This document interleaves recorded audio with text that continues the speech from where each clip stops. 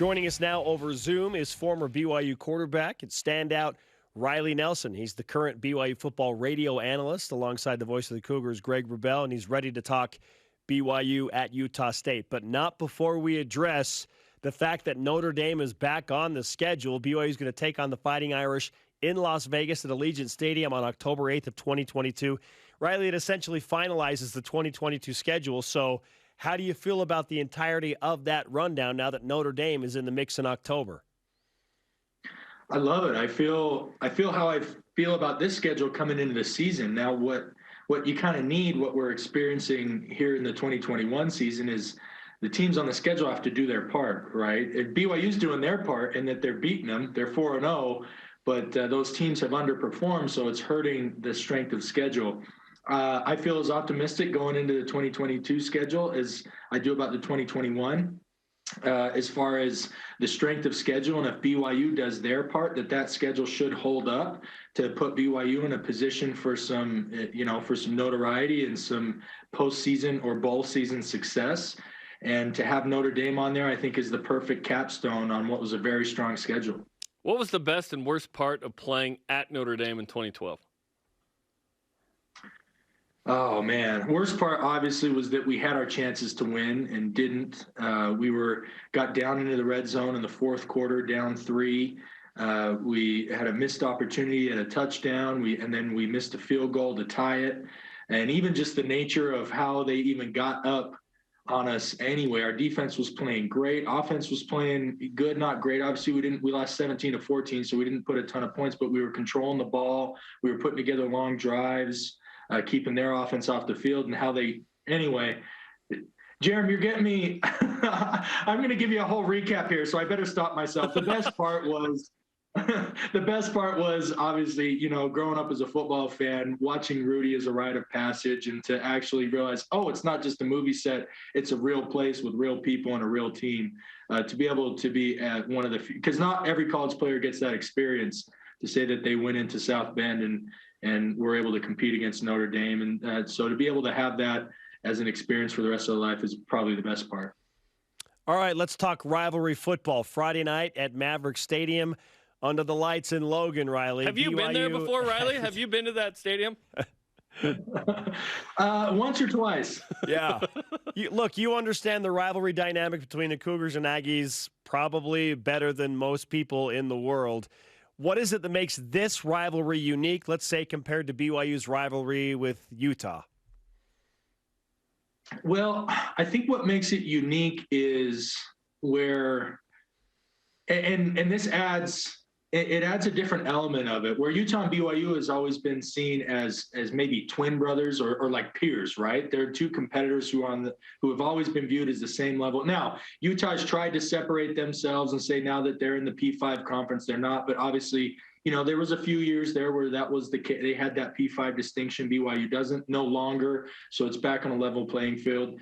Utah State has always, since they were left out of the WAC, right? They made a big lobby. We're talking about conference realignment. It's nothing new. Back in the 70s when the WAC was created, Utah State was left on the outside looking in. It changed the dynamic there. The other thing that is interesting is there's brutal history for Utah State that's been somewhat remedied in the last 10 years. So whereas Utah BYU is one that has been, just humming along for the last 30 years as being fairly competitive and fairly back and forth, Utah State BYU was extremely lopsided for the better part, of a century. But is now being 6-4 in the last 10 games has been rekindled. Utah State has positioned themselves as a top G5 program that's able to recruit top talent. For being a G5, they put a lot of guys in the NFL. Obviously, they had a little bit of a lull bringing back Gary Anderson, but now that they've got Coach Anderson, and prior to that, Matt Wells, they're able to hire and put these up-and-coming coaches in a great position. And anytime that BYU travels up to Logan, anything can happen. It's a really intimate atmosphere. One of the things for the fans to look out for is always USU has had their student section behind their sideline on that east sideline. They've swapped it now to where they've put USU alongside the season ticket holders, and now the visitors will have the fans behind them. And from the sideline to the front row is only 14 feet. So BYU will be packed in there, and the whole, havoc of the student section in Maverick Stadium will be raining down upon them. I'm excited to see how BYU is going to deal with that for the first time since 2019, because even though, they played a neutral site, that was really a home game. So this will be the first time they're really in a hostile environment, which is a challenge you relish as a player. Yeah, it's so shallow in different parts there that for countdown to kickoff, I'm not even sure we're going to be on the sideline. Like, it's very narrow, and frankly, some good gamesmanship to have the herd right there. The Scotsman's going to be flying. It's going to be crazy. Okay, we know what BYU is, but tell us a little bit more about Utah State, because they get a really nice, dramatic late win at Washington State. That makes you think, hey, that's a game BYU can go and win. They go 3-0. Comeback wins against, North Dakota and Air Force, and then really got it taken to by Boise State, but out-yarded Boise State, just couldn't complete red zone finishes. So what do you think of the Aggies this season? So offensively, and actually off air, I'll share a little bit that in our post-game interview with Coach Sitake, I was kind of talking some X's and O's with him. And one of the things that the fans to look out for is the wide receiver split. So they run a really innovative, Utah State runs a really innovative offense. Blake Anderson comes from Arkansas State, where he had a ton of offensive success. And so I was actually, and one of the biggest unique things that they do is their wide receivers are split way out wide. What this allows them to do is have a very clean box for running plays.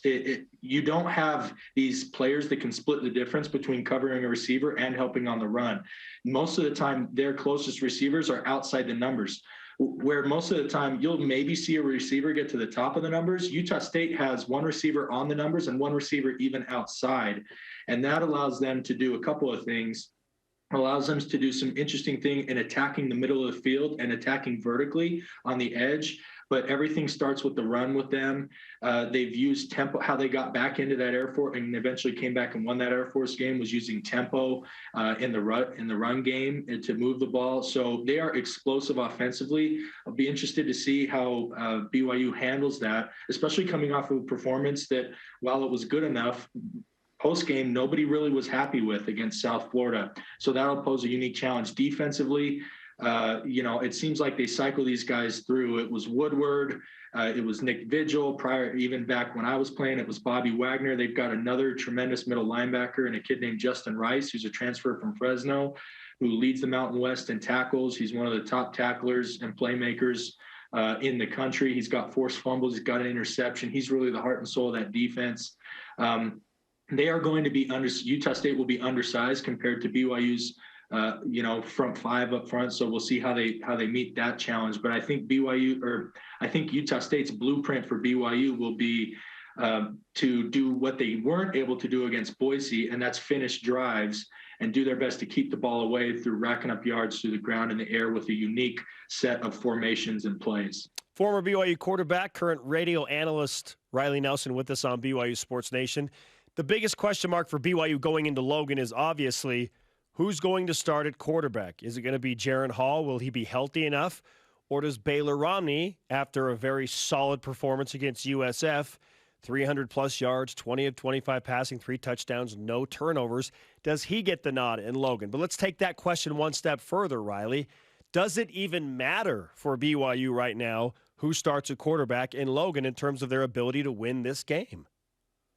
Spencer, I'm glad that you brought that second point because I was going to say, yeah, it's the biggest question, but I think it's the most immaterial because whoever they trot out there, whether it's Baylor or it's Jaren, the offense is going to be able to produce enough to get the win. I think the bigger question for BYU is a lot of the guys that they were missing against South Florida or that went out with, bumps and bruises against South Florida. We know Kalani said that nobody, should be missing extended time. But will that defense that struggled in the second half of that South Florida game be able to recover both from a health standpoint and then also from an execution standpoint to meet the challenge of being on the road against really a high-octane offense in Utah State? So as far as the quarterbacks go, I've got faith in both of them. And I think that the offense maybe looks a little bit different. I normally don't love the gamesmanship of being coy about who will play because I don't think it makes a difference. But I do think Baylor is much more of his strength is much more of being a distributor, right? Getting the ball in the hands of the many talented playmakers that USU has. Jaren's is more of the offense runs through him, whether it's making decisions in RPO situations or having a strong, QB-centric run game mixed in with, a solid passing game. So I do think keeping it under wraps probably gives them a slight advantage in that if I'm Utah State, I'm preparing differently for the two quarterbacks depending on them. So I think we won't find out until shortly before game time, if not in the first series. BYU just blows the cover and plays Jacob Conover, just totally off the radar. No, just kidding. We've seen a half. Wild card. Yeah, that'd be wild, right? We've seen a half from both Jaren Hall and Baylor Romney at Utah State in 2019. That's the crazy thing with this matchup is it wasn't Zach Wilson. He was hurt at that point. So either guy, it's going to be good. But what is Utah State outside of the unique offense you mentioned? What did they do that has you concerned? They are scrappy. And now you say this, and they just eventually ran out of gas and Boise was good enough. But watching the Washington State team, this is a team that the last 2 years essentially lost all steam and all momentum, right? They had the great 2018, and then Matt Wells leaves to Texas Tech. They hire back Gary Anderson, who brought them out of obscurity, right? Gary Anderson is a demigod over there. He walks on water, but then came back and he wasn't able to put together the same staff. He was a decade older, maybe didn't have the same energy. The dynamics around the program were not the same, and they just floundered in 2019 and last year, leading now to Blake Anderson. So you would think that, these are going to be the old same go get 'em Aggies. They're going to go out and try their best, but they'll likely fall short. And the rebuild is going to take a couple of years because of how bad 19 and 20 were. Well, they come right out the gate and they get a P5 road win. They get a P5 road win, which they haven't done in decades. And then they follow that up with they're down big at Air Force, claw their way back, win that one in a shootout. So the biggest thing that worries me is in the third quarter, this BYU team has had a lull in each of the four games. They've been able to overcome it, right? It's come down. Every game has come somewhere in the late third to early fourth quarter. The opponent has made it a single score game, requiring that the BYU offense come back and answer. And they've been able to do that in each of those four.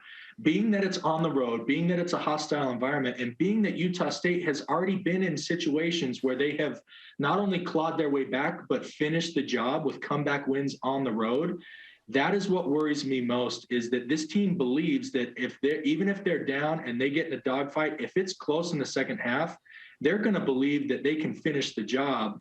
Now, BYU has proven that they can finish the job as well. But again, being in their house, it's going to be a challenge that BYU hasn't faced yet. So if anything worries me, it's that dynamic that this USU team really does believe that not only can they fight their way back into any game, but finish it winning it. Riley Nelson on BYU Sports Nation. We always appreciate the insight and your expertise in the matters, Riley. We'll be sure and let you know what the Utah State fans say on the sideline to the BYU guys when we're down on the sideline, all right? Oh, I'm sure it'll be nice, friendly, just pleasantries.